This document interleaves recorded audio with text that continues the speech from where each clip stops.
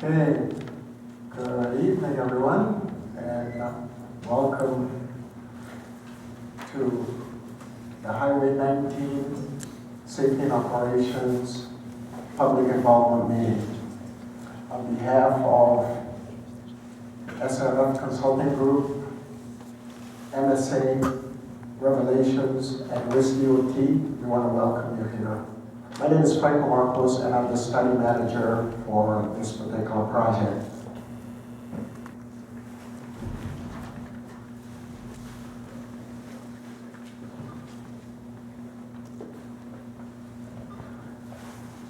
Back in the early winter of this year, around March, we had our first public involvement meeting at the same location. The crowd today is much larger, and definitely it's great because we got good weather today. Our last meeting, it had just started snowing, and I got a lot of phone calls where people didn't want to come out. So I want to welcome you again. Since last February or last March, we did a lot of work on this particular corridor study, so we got a lot of information for you. We already had the early open house where we were talking to a number of our staff, both DOT and our consultant team. And the expectation again is that at the end of my presentation, that you'll have a little bit more information and feel free to either contact me in terms of any questions you might have or the rest of our team. Tonight, the focus is going to be, again, on giving you or describing the study area. Then I'll give you an overview of the background of the study, what it is and what it's not. And then we'll also discuss the existing conditions, which we completed a report that has anything from traffic volume, traffic operations, and traffic safety. We also are going to talk or give you an idea of the projects that are occurring along Highway 19. These are DOT scheduled projects, so these projects are either happening right now or are going to happen. Then we're also going to give you the analysis, so the recommendations and strategies that came out of our study. I'm sure that's one that you're going to be very interested in.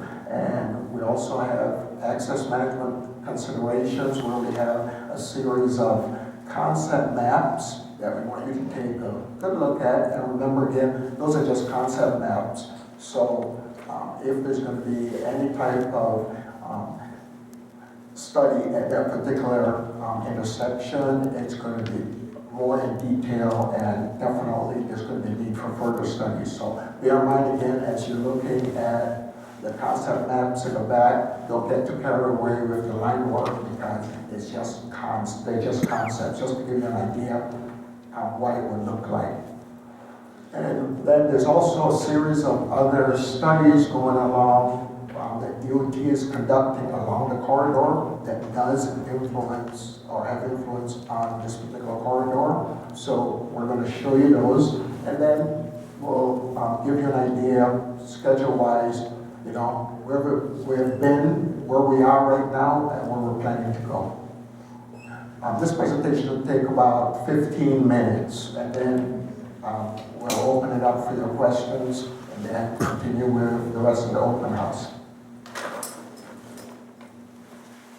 So just as a refresher, the study limits of this particular corridor study, it's about a 30-mile long corridor, and it runs from US 12 in the town of Springfield all the way to Highway 89 in Waterloo.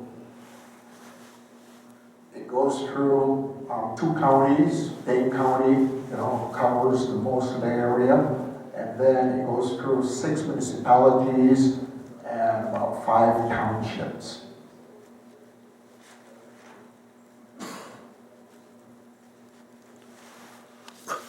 To reiterate, this here is a a corridor preservation study. So there is no funds allocated to design or construction for anything that comes out of this study. It is just a corridor preservation study. We'd like to preserve the corridor to have it operating as safe and efficient as possible. We're not planning to do any type of bypass or 4-lane in this particular study.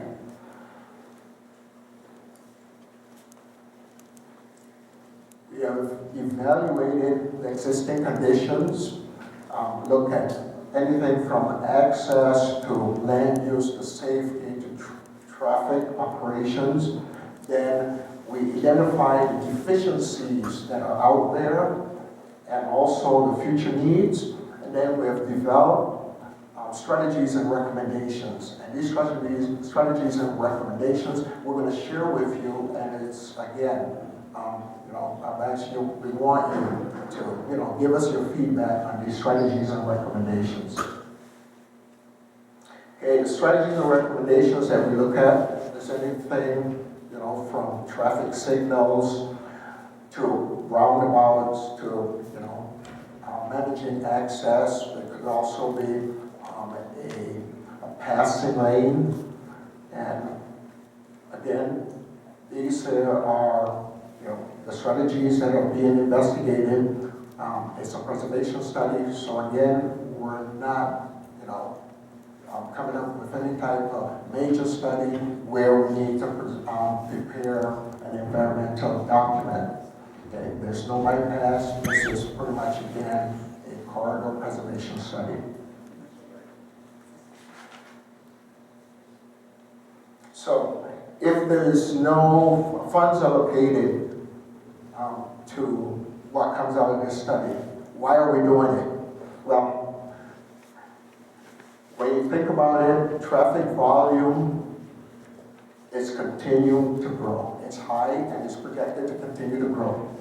Okay, there are a number of intersections that, where we have congestion concerns. If you notice on the chart, we have two different sets of intersections, those with stop controls, those with signals, and there is congestion concerns there. The other thing is there's also safety concerns at a number of intersections. And we analyze safety data, so crash data, from 2009 to 2013. And out of, a little over 1,000 crashes, the majority of them were rear end or angle crashes. And when you look at the crash types or the severity of it, the majority of them are property damage followed by injuries. So there are concerns out there. So we need to analyze the corridor.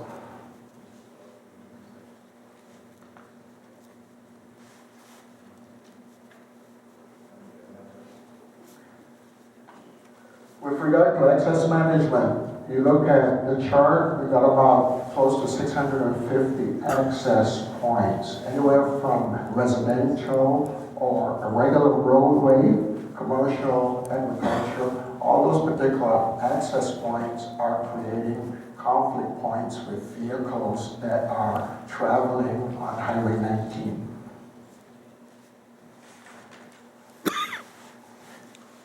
If you got close to 650 access points, and then it's a 30-mile stretch, you're pretty much right now looking at 21 access points per mile. Okay? That's the whole corridor. It gets really dense and interesting when you break it into rural versus urban. If you look at the rural miles, we've got about 25 miles that's rural, and you have 303 access points. That's about 12 access points per mile at the rural level. As you go into the urban level, then you have now 5.1 miles of urban length, and then you have 345 access points. That's pretty much 67 access points per mile. So, as you notice, when you get into the urban area, there's fewer and fewer gaps because of the fact that there are a lot of access in this small length of roadway, and it then gets more and more difficult to get on the highway. So this would give you an idea of why we need to try to manage access. Population and economic growth is occurring. If you look at the display we have, the map where you're showing 2000 and 2014, the area photos, you'll notice that there is not much development here, and then in 2014, look at the development, and this is all around Highway 19. Look at the number of vehicles per day, 2000, and then 2014, it increased. So pretty much again, okay, the corridor is changing from agriculture and low density to high density residential and commercial. So again, that's putting a lot of strain on the roadway.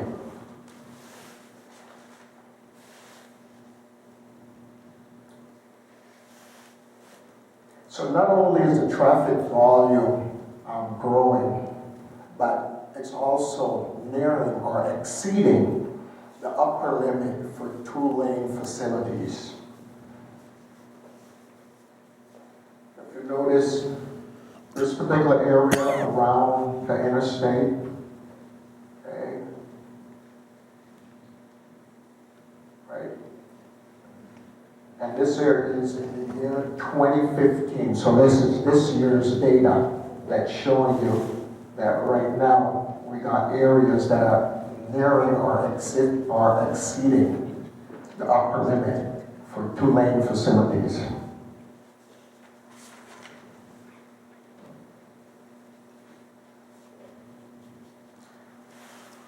This particular exhibit is pretty much showing you areas where there's congestion concerns.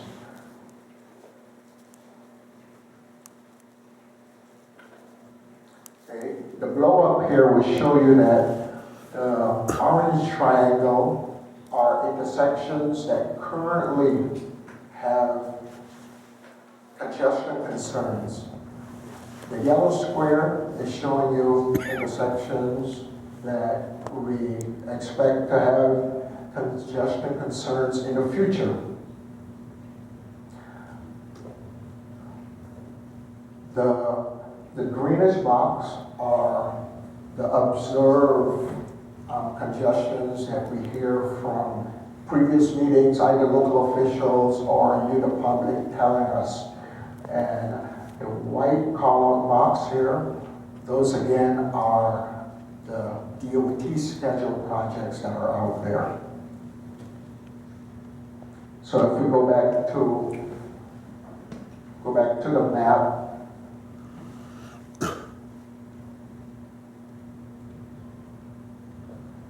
okay, you'll notice again the different call-out boxes and all of along the corridor, the intersections where we have congestion concerns. This exhibit is in the back, so after we get that, feel free and take a closer look at it and give us your feedback.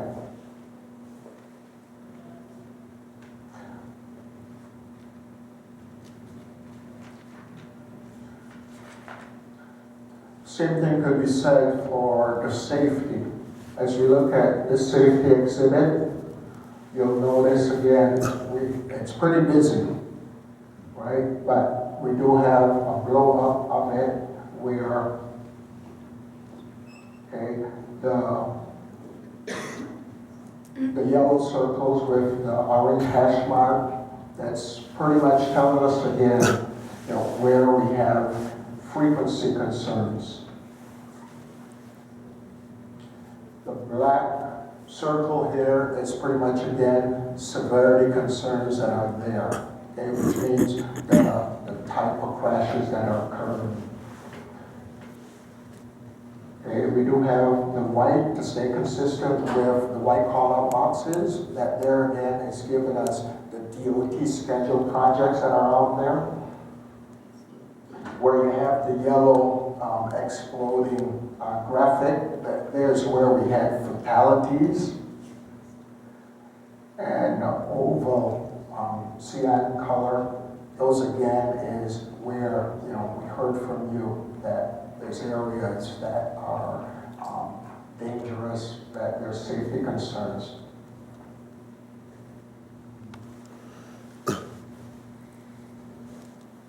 So out of all the exhibits that we just went through, this one here is pretty much the newest one that you haven't seen. If you were at our previous meetings, you haven't seen this one before.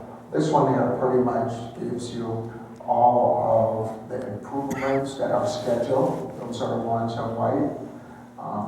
The green call-out boxes, those are the improvements that are improvements and strategies that came out of our study right now. We want you to take a closer look at that there because we do want as much feedback as possible. And the orange ones are, so these ones up here, these are different DOT studies that are going on along the corridor that are right close in that particular area. So again, we did blow it up a little so that you could get a closer look at it.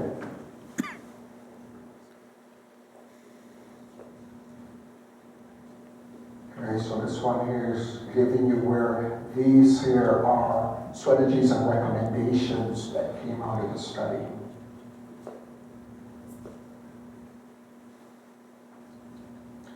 Again, the type of things that we looked at was roundabouts or passing lanes, left turn lanes, traffic signal installations, and timing. We did come up with a number of concept drawings. Again, as I mentioned, we have a whole number of intersections in the back. So again, take a close look at it. We do have an example here, and this here is around River Road. So at that particular intersection, we have either calling for signal or a roundabout. Again, it's concept drawings, so don't pay too close attention to the line work because if a project of such, if it should be a roundabout, more detail and more analysis will be done, and it will be shifted in a way so that we will minimize impact. This particular exhibit is showing access points along the corridor.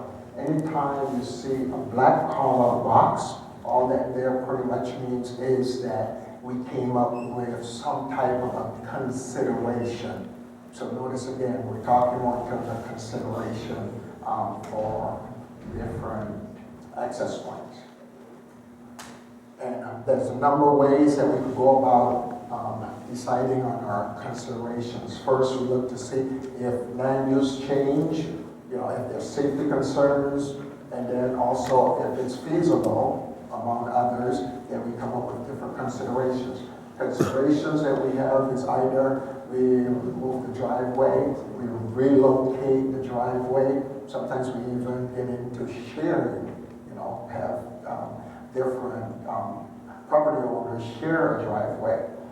Then we also have constructing frontage roads and such.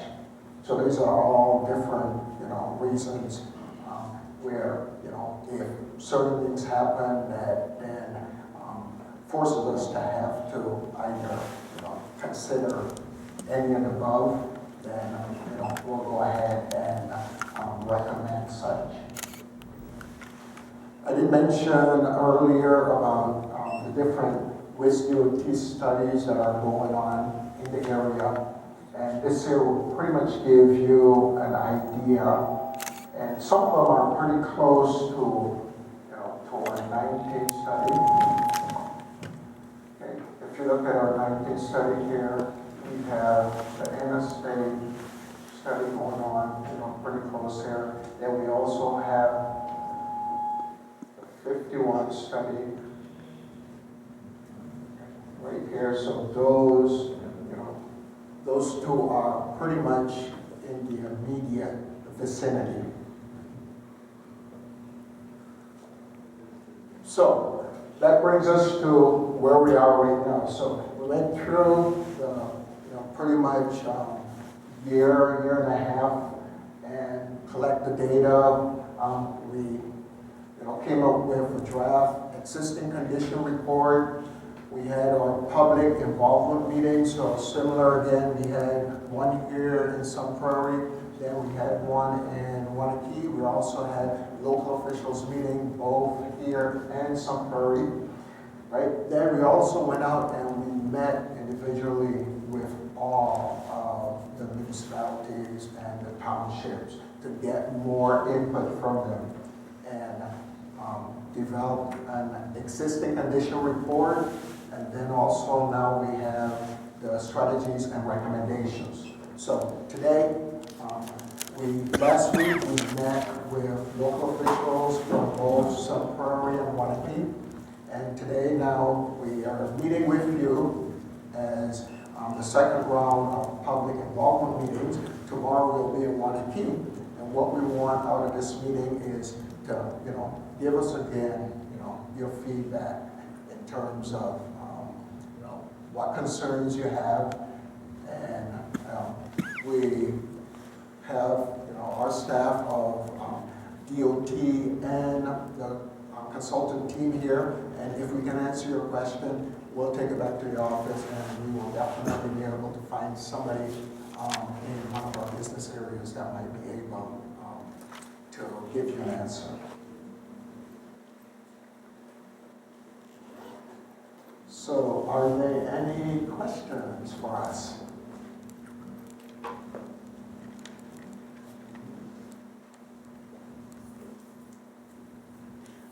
My question is, has anybody looked into the possibility of putting in berms and things along those lines to reduce the noise if you're not going to do a bypass?